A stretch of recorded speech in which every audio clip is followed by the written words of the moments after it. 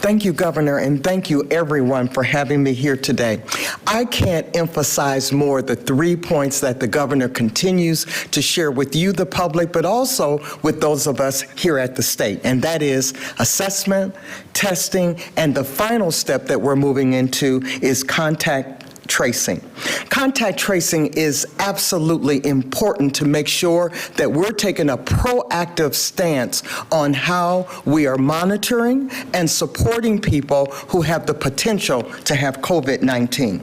We want to be able to immediately assess those individuals and be able, through their contacts, those persons who are positive, through those contacts, be able to assess them with very good information, a template to ask the appropriate questions so that if we have to suggest that someone is isolated or quarantined, that can be done immediately. We believe that these steps will immediately begin to decrease and help us get over the curve that you've heard the governor talk about several times. So he gave the Department of DHHS a challenge, and our challenge was to get 1,000 people to help us with contact tracing. And so we took it serious within the Department of Public Health, Child and Family Services, and the Department of Developmental Disabilities. We are going to be deploying remotely 325 staff from the department.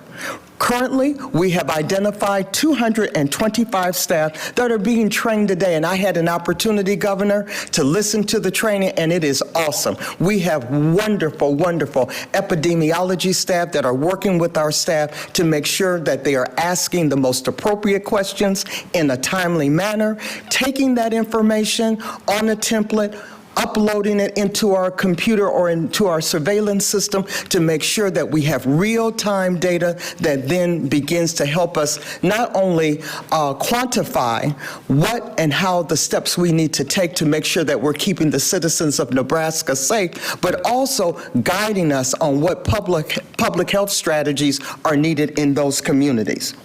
The template that the staff will be utilizing will look at the following areas: demographics, symptoms, and on-site, if they've sought treatment, and who they have been in close contact. As you know, being in close contact with somebody who is experiencing COVID-19 is absolutely critical that we either get them isolated or quarantined, and we want to be able to do that immediately. Our teams with the department will consist of 10 teams. Each team will have a team leader. It will have 5 persons who will be doing the interviewing, and then there will be 25 people who will be doing the contact tracing. These teams will be working from 8 to 4, Monday through Friday, and even on Saturdays if need be. And they're also going to be working from 11 to 7 in the evening because we want to be able to reach everybody, particularly those persons who are working. We recognize that oftentimes the COVID-19 virus impacts the communities of color. We want to be sensitive to that. And so in our interviewing and in our conversations, we are going to be particularly appropriate with understanding their culture and their linguistic needs. So the first couple of counties that we are going to be working with is South Heartland District Health Department, Dakota County Health Department, Two Rivers Health Department, Three Rivers, Central District, Elkhorn Logan Valley Health Department. All will be the areas that we will help first.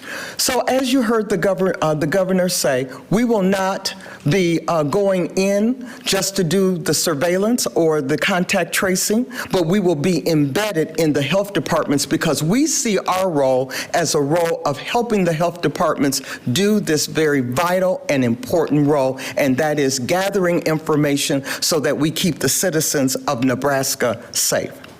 finally, we're going to be doing a lot as we're on those calls talking and asking questions. We're also going to use it as an opportunity to educate the public about COVID-19, what it means for you, what it means for your family, what are the steps that you need to take to ensure that you're well, but not only are you well, that you're keeping your family and your community safe. So there will be a lot of discussions about that. And then finally, in terms of our future state, we will be leveraging other companies that have signed up to assist us, and we're also looking at the possibility of developing contact centers that for a long-term strategy can continue to do these interviews. So again, you're looking at 325 staff from DHHS. There are already 225 staff that will be trained between April 27th and May 5th. They will start in the field first in the Central District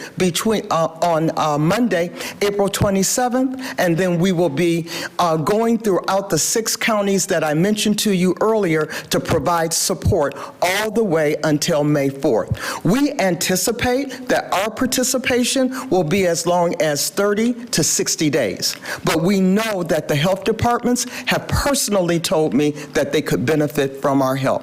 Thank you very much.